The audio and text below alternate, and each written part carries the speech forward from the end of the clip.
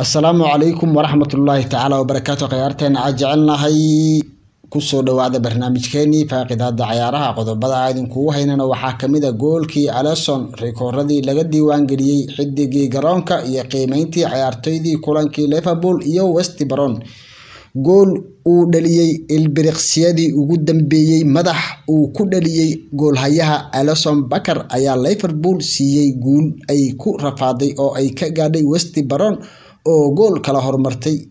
Robson Kanu ayaa daqiiqadii 15aad hogaanka u dhiibay kooxda West Brom waxaase soo qabtay oo barbareeyay Mohamed Salah oo kubad uu taabasho kaliya ku toogtay ku barbareeyay ciyaarta isla qaybtii hore.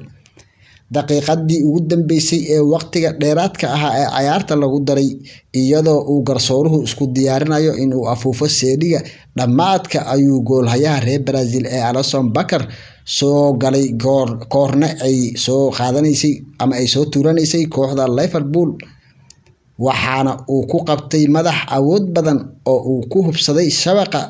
sidaasna waxay Liverpool ugu guuleysatay 2-1 iyadoo hadda dhibic kaliya ka u jirto kooxda Chelsea oo kaalinta afraad ku jirto.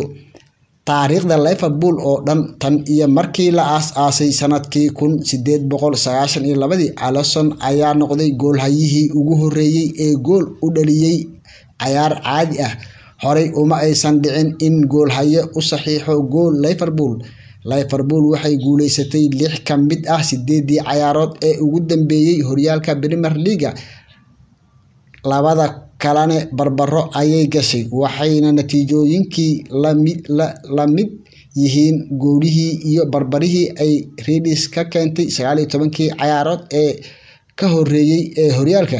ma jiro ciyaartoy Premier League ah oo xilli ciyaareedkan ka goolal badan Mohamed Salah oo saxiixay 22 gool laakiin waxay isku mid yihiin Harry Kane oo asigana dhaliyay maanta gool.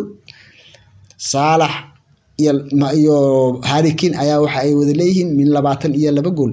Thiago Alcantara oo qadka dhexe uga ciyaara kooxda Liverpool ayaa sameeyay 5 fursadood oo caadi ah intii ay socotay ciyaarta wuxuuna barbareeyay rikoorkii hal abuurka ee ugu sareeyay ee December 2015 oo u dhigay kooxda Bayern Munich kulan ay la ciyaareysay Hannover 96.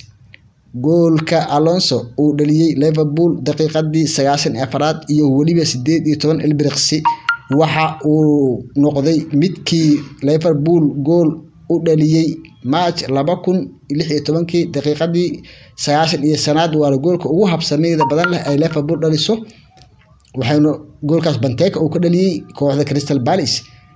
gool haye Alisson Becker ayaa noqday xidigii garoonka iyadoo uu kooxdiisa u dhaliyay goolka guusha kana badbaadiyay kubado badan. waxaa noo soo socda qodobo kale oo xiiso leh. Barcelona oo caawa laga badiyay, Real Madrid oo badisay, Atletico Madrid oo waqti dambe